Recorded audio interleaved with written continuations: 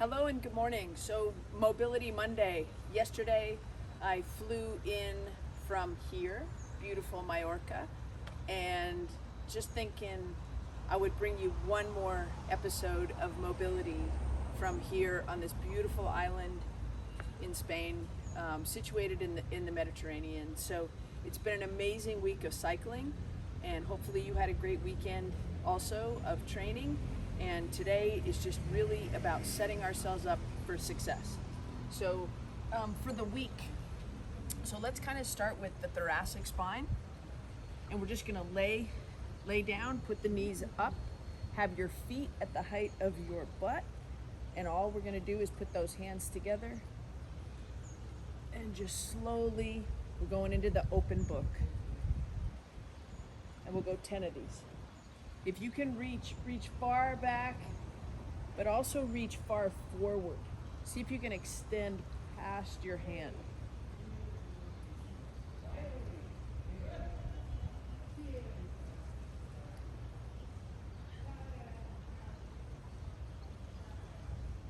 Now, if you start feeling that top leg, that it wants to come up like that, try to keep it together. Some people even will put a yoga block between their knees, doing the open books. I seem to be separating upper and lower body pretty well today. So again, you can put a yoga block here between your knees just to ensure that as you open up your chest, this top leg should stay down, separating the upper and lower body. Okay, same thing other side.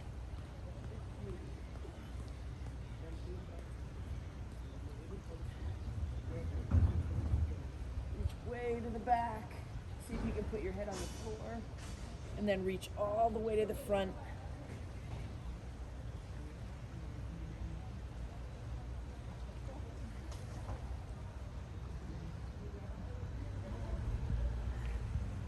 This will tell you so much about what's happening in your body here. I felt yesterday while I was riding a lot of tightness through the chest. If you're getting tight through your chest, you're really not being able to expand your rib cage. Maybe the way that you would have liked as well. So from right here, let's go ahead and stand up today for a lot of this stuff. So we're gonna go 1.5 to 2 times shoulder width, and we're just gonna go airplane arms. And the first thing we're gonna do, keep your eyes on me, but start to just rotate those airplane arms. And as your arm goes to the back, see if you can just open up that chest and squeeze the shoulder blades together. So we can change that to something very similar to the open books, but now it's from that loaded standing position. Let's go 8 more of those. 1, 2, 3, 4, 5, 6, good, 7, and 8. So from right there, let's see if we can widen that stance out. Square up the outsides of your feet so that your hips come into internal rotation. So just make sure that your feet are not externally rotated. So turning those toes in, hips to the back just a little bit. We're just gonna keep the chest up, push your hips to the back, and just go nice, easy lateral gliding. First move is hips to the back, and hands are on your hips right now. So we're just kind of in a moderate range of motion. Keep that lead knee in towards the midline. Even though it might want to flare out, remember, strong is in. Eyes up just a little bit. Resist the temptation to let your head drop. Sometimes I just make those cues because I know I want to look down. Keep looking up. Keep that chest and clavicles nice and open. Push the hips to the back. Okay, so now, incorporating more of that thoracic spine, we're gonna do some ankle grabs. Okay, so this is a measuring stick of sorts. You're gonna glide to the left, reach down with that right hand, and grab your ankle. Okay, so that's one of those things. It's your body. This is your measuring stick. Glide to the right, grab the ankle. 2. Strong head position. See if you can keep lifting your eyes.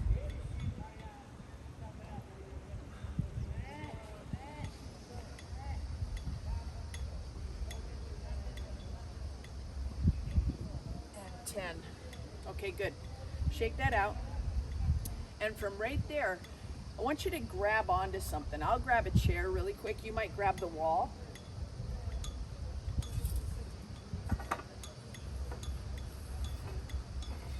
So you can either have hands on wall, hands on a chair, hands on the countertop. We're just gonna go some very easy leg swings. So right here, hands are strong, keep your chest open. Just nice, easy leg swings. Resist the temptation to look down. And what you're really after is to feel how the weight shift through your foot, so that as you swing to this side, you're gonna feel that on the outside of your foot. And as you swing this way, you're gonna feel it into the big toe, okay? So let's go some nice easy leg swings. 1, 2,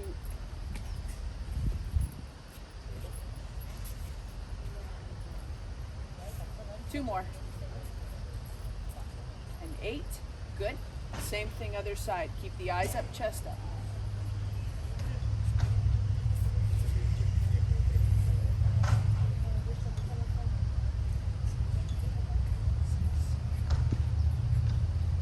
And 8, and good. So nice easy leg swings, front and back. Same thing, support yourself. Don't try to do this freestanding. I want your hand on something. Just to the front and to the back.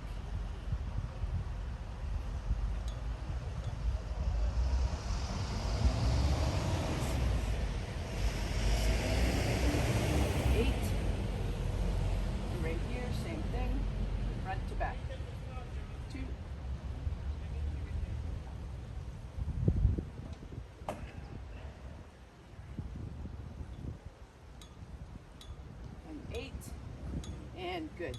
All right, let's set that chair to the side. Go into a wide stance. You might use your chair as a prop for this next one. I'll go ahead and turn that around and I'll show you both options. We're gonna go from a wide stance into a wide founder. Drop the elbows and hands. Do this one with me without a prop. So 2 times shoulder width. Take a nice big breath. We always want to create space between the ribs and the hips. Drop the hips to the backs, hands into the long wing. And we're just pushing the hips back, coming into that nice founder, okay? So from the side angle, you can really see how far my hips are going back, working that hip hinge. Scoop from the bottom, and right there, that's kind of our perfect. Clavicles are open, chest is strong, and in the backside, you might start feeling your sits bones pulling apart. 2, we're just gonna go 8 of these. 3, always scooping from the bottom to make sure that you're not trying to, you wanna stay out of your upper traps. 4, 5, lightly loading those high hamstrings. 6, 7, good, and 8. And I can tell that I'm doing a good job with my pelvis and my hips and the hip decoupling. Remember, the pelvis is 2 pieces. Cycling kind of takes us out of that a little bit, but if we have freedom through the hips, then when we're pedaling, the low back is not moving as it should not move. And that's why a lot of people get really stuck in their low back with cycling. Okay, so now, going into that wide stance again, going into that same founder, scooping from the bottom, right here, elbows are down. We're just gonna roll forward, keep pushing the hips back, and you can use your prop. And just into that forward fold. And in the forward fold, we start to understand how the lats can have an impact on the pelvis. And that's why it's a pretty yummy move. It's a great move. Okay, so wide stance, square up the feet, nice big breath, push the hips back, and we push into that founder, and then we take it into that forward fold. From here, using the weight of the head. Let's just drop that head, look back between the knees. Keep the toes on the ground. If your toes want to come up, get them on the ground. Slowly lift the head, bring the hands back to the knees. And we can just keep that move nice and easy by just pushing off the knees, okay? Nice big breath again into that wide founder. From right there, we drop into that forward fold. If you can get your forward fold all the way to the ground, toes on the ground, you can soften the knees a little bit. Work into that hip hinge a little bit more. Drop the head.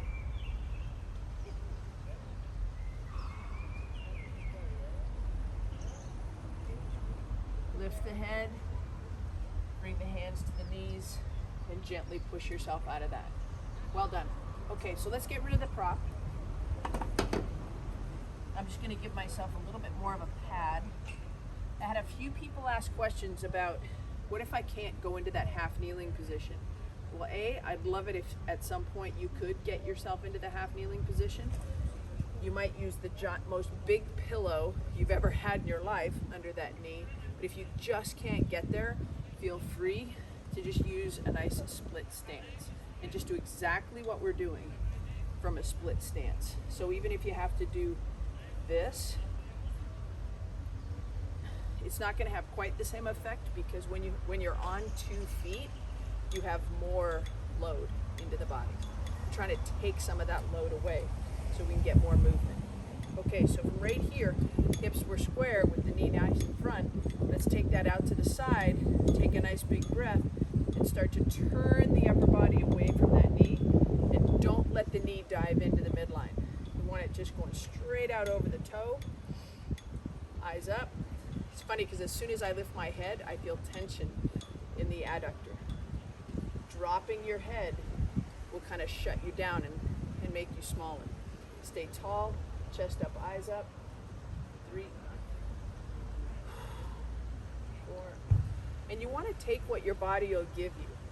Just like anything, it takes a little bit of time to really start opening the body up. It's the nervous system. You're building a new relationship with your nervous system, and it has to learn to trust that process. Okay, other side, same thing. So this would be our very traditional half kneeling position. Take that out to 1030 or 230. From right there, this knee stays right over the toe, eyes up. And you start to realize when you drop your head that it decreases that tension in the adductor. As soon as you bring your head up, you can actually get a little bit more of a stretch.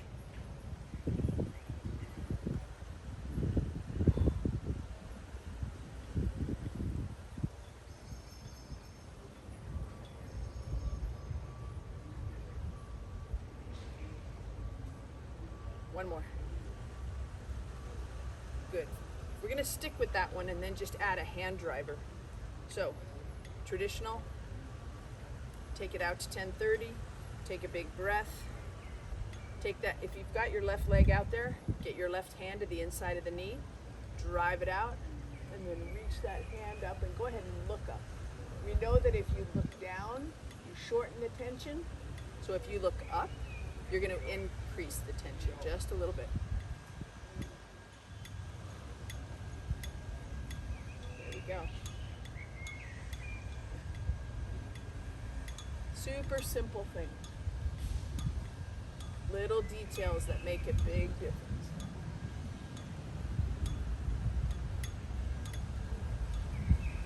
Good. 2 more of these.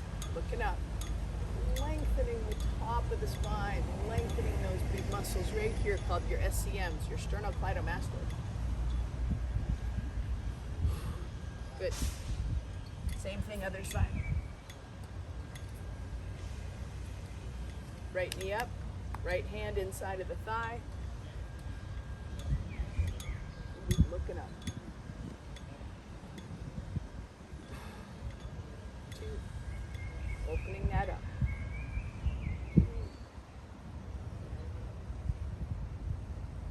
4. Opening the rib cage up. 3 more of these. 6. 7. Good. One more, last one. and 8. Okay, Mobility Monday from Mallorca, Spain. I'm back in Boulder. I look forward to seeing you next Monday. Keep training, train hard.